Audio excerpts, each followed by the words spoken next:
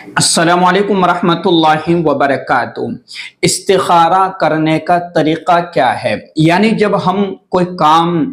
یا کوئی معاملہ ہمارے سامنے درپیش ہے یا ہم کسی کام کو انجام دینے جا رہے ہیں تو اس کام کے اندر ہماری بھلائی ہے یا نہیں ہے، کیا وہ کرنا ہمارے لیے ٹھیک رہے گا یا ٹھیک نہیں رہے گا، تو استخارہ کہا جاتا ہے خیر طلب کرنا، اپنے کسی معاملے میں اللہ تبارک و تعالیٰ سے خیر کے طلبگار ہونا۔ تو نماز استخارہ کب پڑھنا ہے، اس کی نیت کیا ہے اور دعا کیا ہے، یہ ساری چیزیں آج اچھے سے سمجھنے کی کوشش کریں گے۔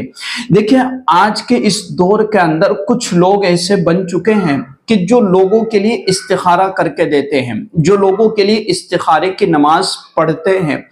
اور بہت سے لوگ ایسے ہیں کہ جو کسی اور سے اپنا استخارہ کرواتے ہیں کہ بھائی میرے لیے استخارہ کر دیجئے۔ کوئی مولانا ہے، اس سے کہا جا رہا ہے کہ استخارہ کر دیجئے۔ تو اس طرح کے استخارہ کرنے کا کوئی فائدہ اور کوئی مطلب نہیں ہے۔ بھائی معاملہ آپ کا ہے، مسئلہ آپ کا ہے،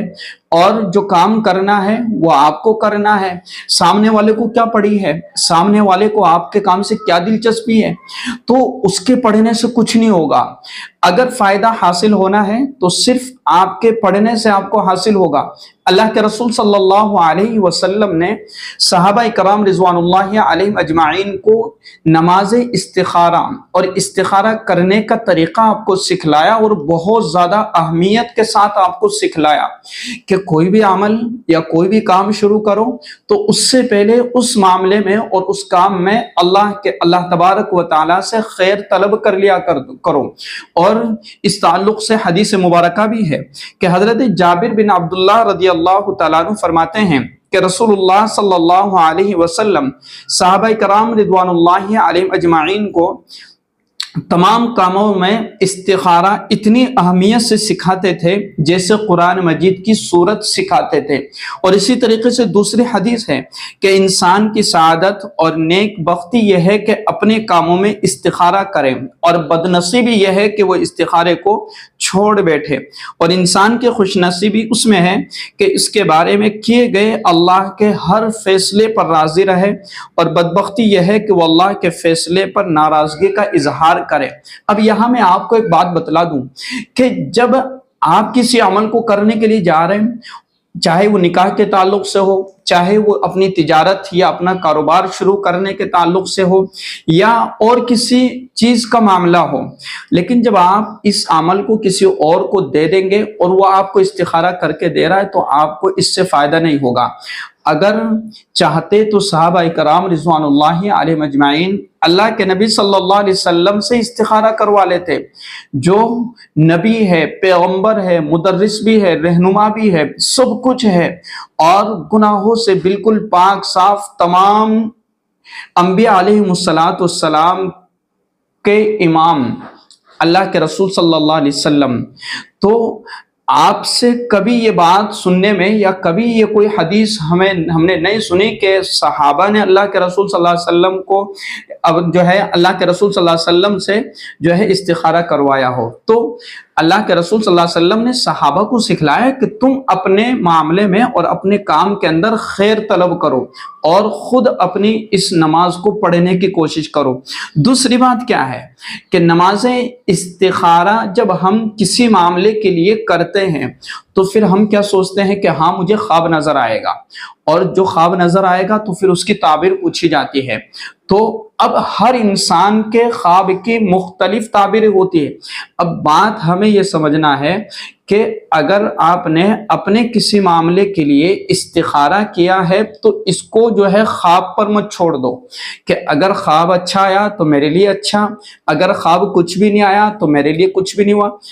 یہاں یہ سمجھنا ہے کہ آپ نے اپنے کسی معاملے کے لیے اللہ تبارک و تعالیٰ سے دعا کی، اور اللہ تبارک و تعالیٰ کے لیے 2 رکعت نماز پڑھی، اور آپ نے استخارہ کیا اور اللہ سے اس کام پر آپ نے بھلائی طلب کی، تو آپ کا دل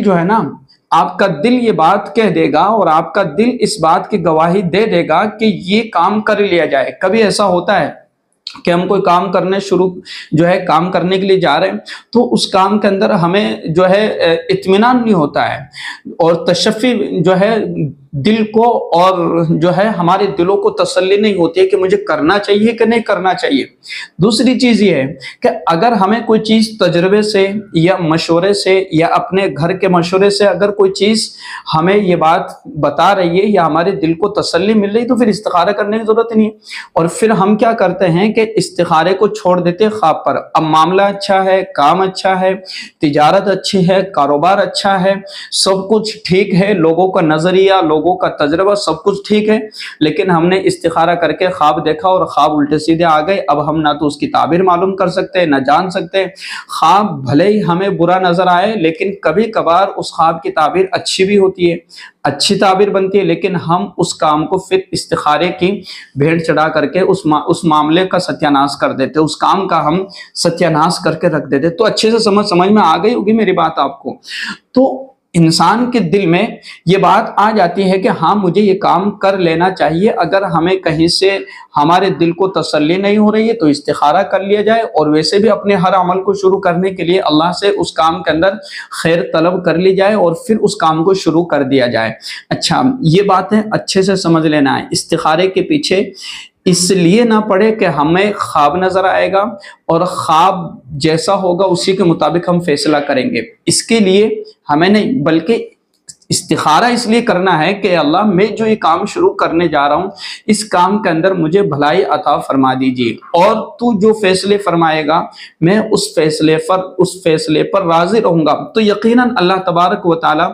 دل کو مطمئن کر دیں گے۔ اگر ہمیں کرنا ہے تو بھی دل میں ہلکا سا آئے گا کہ ہاں مجھے اب کر لینا ہے، اور میں نے اللہ سے اپنے لیے دعائیں کر لی ہے اور اللہ بہتر کرے گا۔ اور اگر اس کام کے اندر ہمیں بھلائی نظر نہیں آئی، بگڑ گیا، تو بھی اللہ کے فیصلے پر ہمیں راضی رہنا ہے۔ ٹھیک ہے، اچھے سے میری بات آپ کو سمجھ میں آ گئی ہوگی، نہیں آئی ہے تو اچھے سے واپس دوبارہ سے اس بات کو سن لیجئے گا اور اچھے سے سن لیجئے گا، انشاءاللہ آپ کو اچھے سے بات سمجھ میں آ جائے گی۔ اچھا، استخارے کا طریقہ کیا رہے گا؟ دیکھیں، سب سے پہلے 2 رکعت نفل نماز آپ کو مکروہ اوقات کو چھوڑ کر کے کسی بھی وقت پڑھ لینا ہے، لیکن سب سے بہتر کیا ہے کہ رات میں سونے سے پہلے 2 رکعت نماز استخارے کی پڑھ لی جائے، اور اس کے بعد میں اللہ تبارک و تعالیٰ سے دعائیں کرنا ہے۔ اگر آپ کو عربی دعا یاد ہے اور عربی دعا آپ کو آتی ہے تو وہ پڑھ لیا جائے، اور اگر آپ کو عربی دعا نہیں آتی ہے تو کوئی بات نہیں، 2 رکعت نماز پڑھ کر کے اور اللہ تبارک و تعالیٰ سے اپنے کام کے لیے اور اپنے معاملے کے لیے، اپنی تجارت کے لیے، اگر کسی کا نکاح کا مسئلہ ہے تو وہ اپنے نکاح کے لیے کہ میرے اس لیے اس میں بھلائی ہے یا نہیں ہے، تو اس کے لیے اللہ تبارک و تعالیٰ سے اپنی زبان میں اور اپنی لینگویج میں دعا کرنا ہے کہ اللہ اگر میری اس معاملے کے اندر بھلائی ہے، خیر ہے، تو میرے لیے اس کو آسان فرما دیجئے اور میرے دل کو مطمئن فرما دیجئے، اور اگر میرے اس معاملے میں بھلائی نہیں ہے تو پھر اس چیز کا خیال میرے دل سے نکال دیجئے کہ اس کام کو کرنے کو میرے دل میں خیال نہ آئے، بس میرے خیال کو